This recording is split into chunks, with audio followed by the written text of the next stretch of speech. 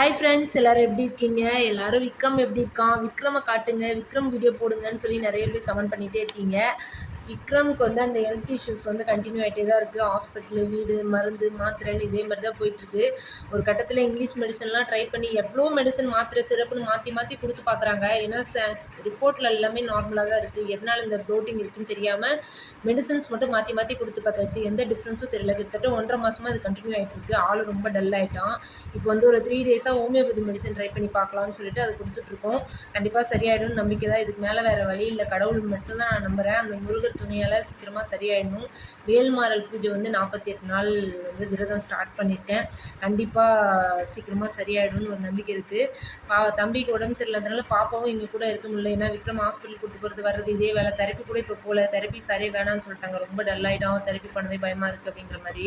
அதனால் தெரப்பியும் கண்டினியூ பண்ணல. நாமளே வீட்டில் அப்பப்போ பண்ணுற தெரப்பி மட்டும் பண்ணிகிட்ருக்கோம்.